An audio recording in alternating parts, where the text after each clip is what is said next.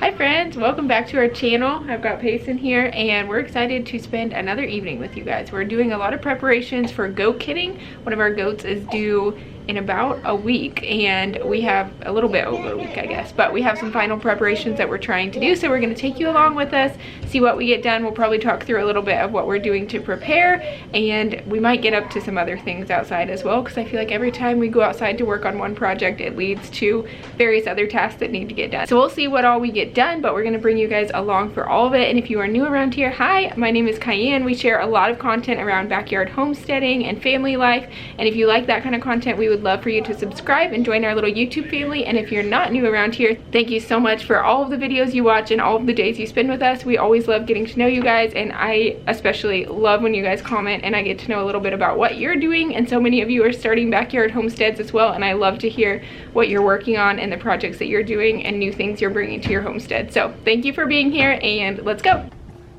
And then me and you guys. What did you do? I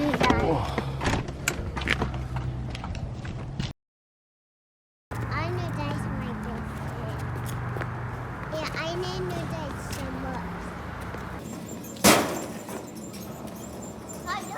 much. Okay, we just went to Home Depot, aka where I have a bunch of wood here, because we needed to go pick up a few things.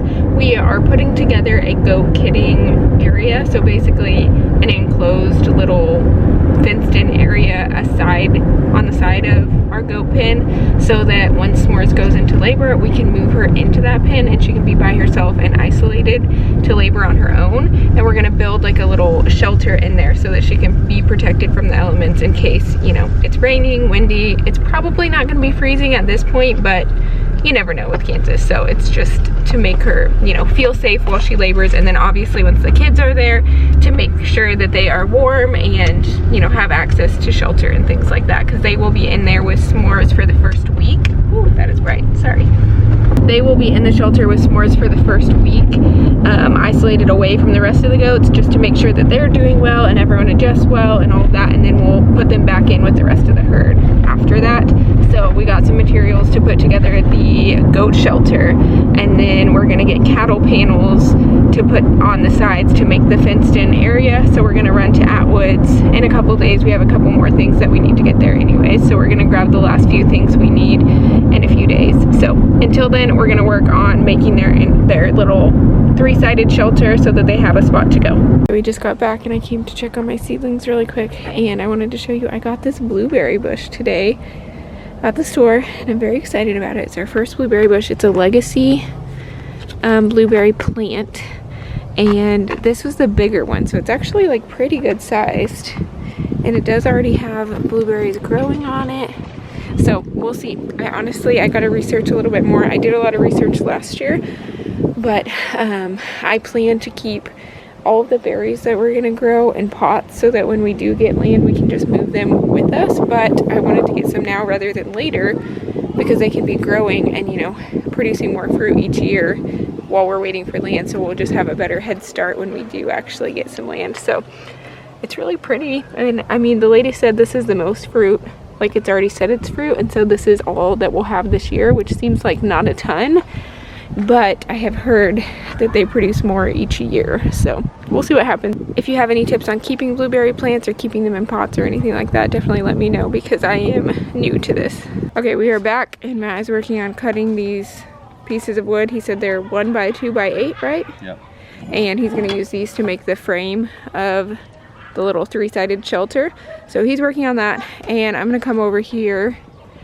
Don't mind the kid toys. I don't know if anyone else has just kid toys. Drive me a little bit nuts, but it's okay. I need to build some sort of like little area that I can put them all up so that it's at least like neat and organized and put away and everything. But anyways, I'm gonna come over here and clean out the goat area so that it's nice and clean and fresh. We do kind of like a deep litter method where we just add straw and hay on top in the barn, and then it just gets scattered everywhere by the chickens and the goats. So I need to clean it out and just make it clean and fresh in here. So we're gonna do that.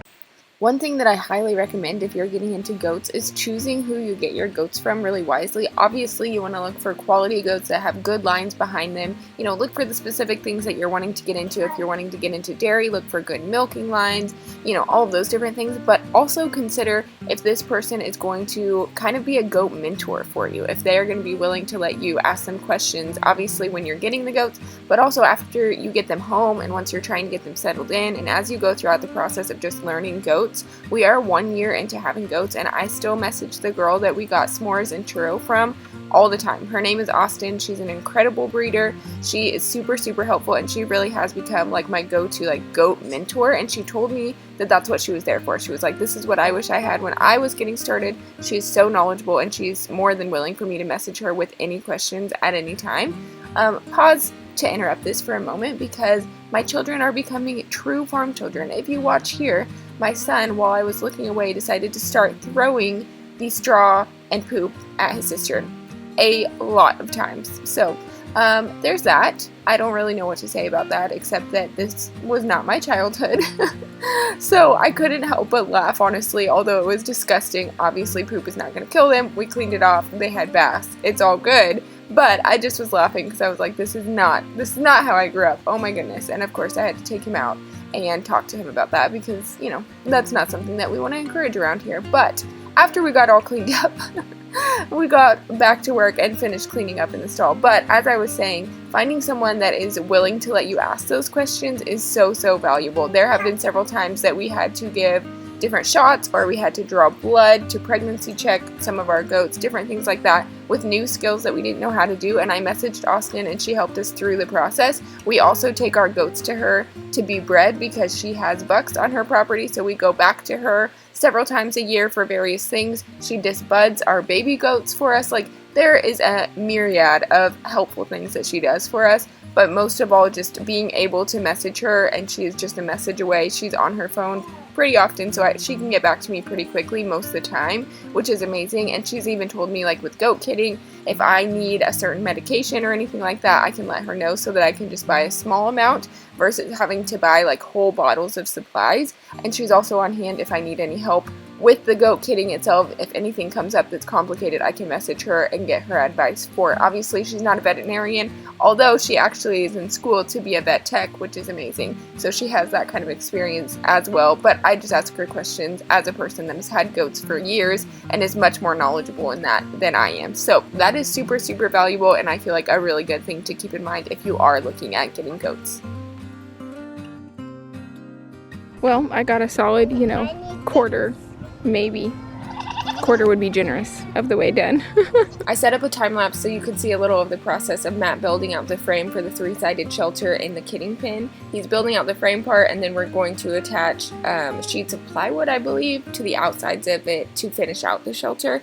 But he's working on that here. One of the things I love about the way that we homestead is that we really do everything as a family. And that's kind of how we operate in life in general, but that has definitely transferred over to homesteading. And right now we are spending so many evenings in the backyard just like this. This is a really good picture of just seeing literally animals running around throughout the backyard, toddlers running back and forth, me running back and forth to help the baby, doing other tasks at the same time while Matt is building out something, because he does a lot of the building stuff for our homestead and I do more of the dreaming, coming up with new projects, a lot of the maintenance kind of tasks for the homestead and all of that. So we just go back and forth between the different tasks. We're constantly working together, learning new skills. Like, we have learned so many new things with backyard homesteading, and that's something that Matt says he loves as well, as he is learning so many building skills, practical building skills, just to build out these projects for a homestead, which I just think is just really neat to be able to do it together and learn so many new things. I love it. Okay, so it's the next day and my camera died, as you probably saw, but I got like a quarter of the way, maybe. That might be even a little on the exaggerating side. It might have been a little less than that done with cleaning out the goat pen. It took a lot longer than I expected, and we need to get some more like big utility trash bags so that we can fill them up. So I'm going to be spending a little bit of time over the next few days, like just doing like an hour here and there trying to get it done. Like I said, we don't clean it out frequently, but I really want it to be nice and clean and fresh. One, just for myself, and also just because we have baby goats coming, I just want it to be clean and fresh and new and all of that. And Matt worked on building the frame of the little 3-sided shelter that we're gonna have for her in her kidding pen on the outside of the regular goat pen, so that she has her own separate area while she's laboring.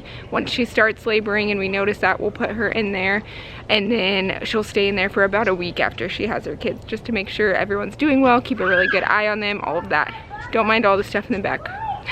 We're doing multiple projects right now, so it spreads out, and the kids are playing and the goats are obviously here, so you can hear all of that. I hope you guys don't mind the background noise too much. I'm trying to minimize it, but obviously there's only so much you can do. So anyways, we are getting our cattle panel set up to make her little kidding pen, so I'll show you in another video once that is finished. And like I said, we'll put her in that once we notice that she's in active labor, possibly a little bit before that if we notice some signs. This is our first time having a goat kid, so obviously we're looking for all the signs and things like that. Austin, our amazing breeder that we got S'mores actually from, and S'mores was born on her farm, she has been super helpful. I mentioned her earlier. She answers all my questions and she's like my goat mentor, so I know what to look for. I've done the research, I've read several books, watched tons of YouTube videos, all of that, but obviously there's nothing like actually getting hands-on experience. So I'm watching specifically, we're checking her ligaments at this point, because typically from what I understand, goats kid within like 5 days on either side of their expected due date. So we'll see if that happens or not. Last year she had us holding on for like 3 weeks after her due date, which now we think maybe her due date was wrong, is what Austin had ended up saying, but you never know what can happen with goats, so we're just keeping an eye out. I swear the goats see the camera and decide they just want to talk. They'll be perfectly quiet and I bring the camera out and everyone wants to talk at the same time, including my children and my goats. Oh goodness, I know there's bubbles now because I see. Good job.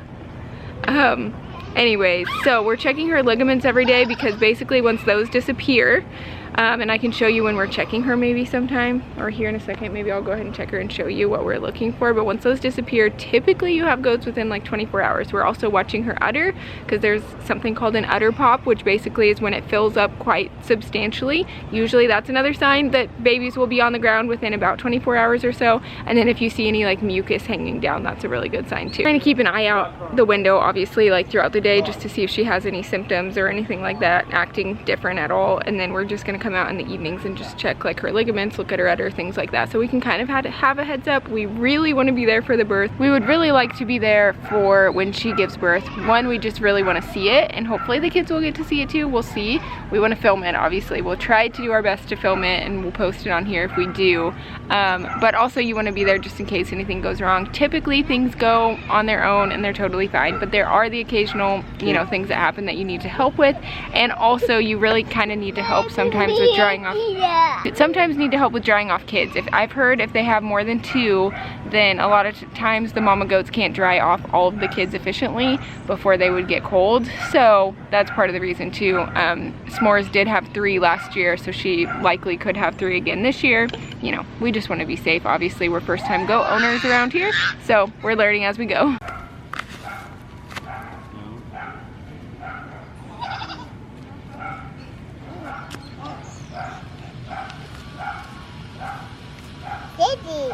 You're sitting? Yeah, the sand is making for a good little bench right now.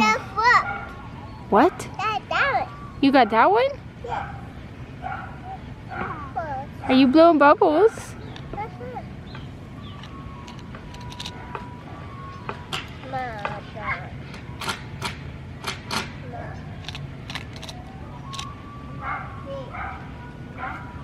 Hey Knox. It's all gone. Oh, there's more in there. More in there.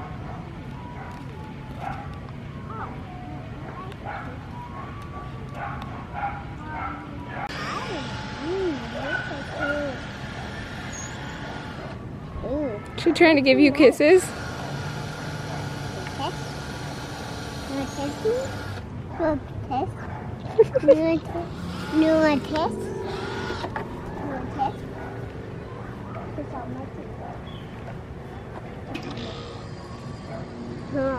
Did she give you a kiss? Yeah, I already did. She already did? Mm-hmm. Which goat is that? Shut up. That's Syrup. Call my best friend. She's your best friend. That's very sweet, Camden. Ma, I don't get my apple. Oh, okay. This is S'mores right here. And she honestly doesn't look that wide, although she didn't with other kittings either. So I think she just hides it pretty well. When you look at her from the side and when she does certain things, you definitely can tell, but she's not huge or anything. And she wasn't last year and she had 3. So we'll see how many she has this time. But I've been watching to see if I can see any kicks and things like that. And I have seen them a couple times and I felt them one time. So I'm hoping I can feel them really good again.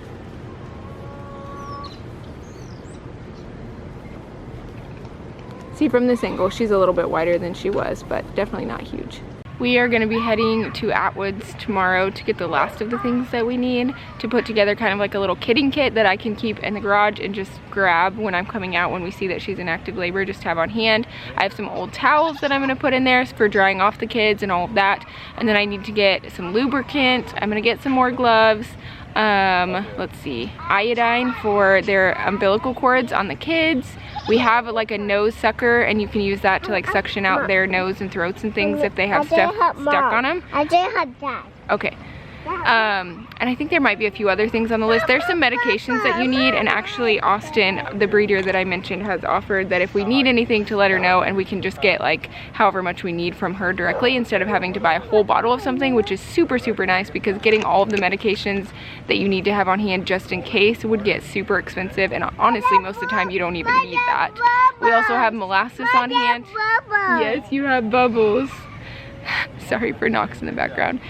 He's very excited about his Bubbles right now. We also have molasses on hand because we will make up some molasses water after she kids, and you give that to them to give them like some energy and things like that right after they deliver. So we have some things already on hand, but we're gonna make a last minute run and grab a couple more things, get it all put together in a little kit. And like I said, you really don't need a lot. Obviously these are animals, they naturally know how to give birth. I see your Bubbles.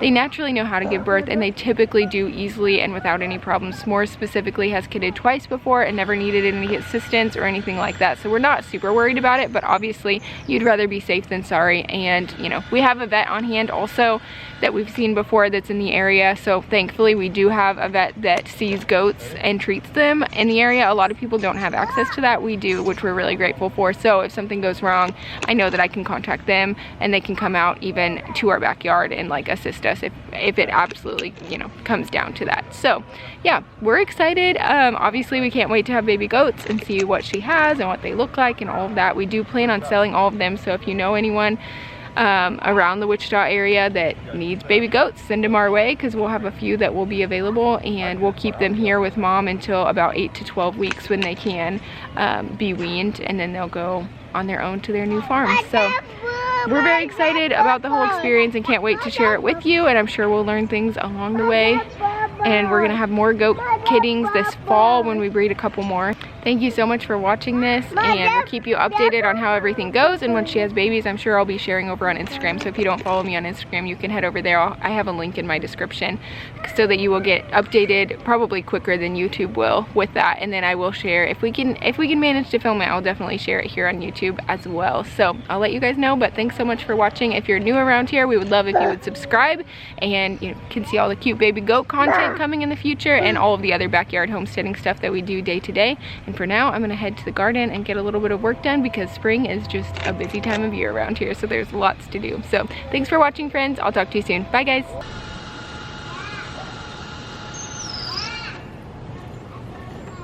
Yes.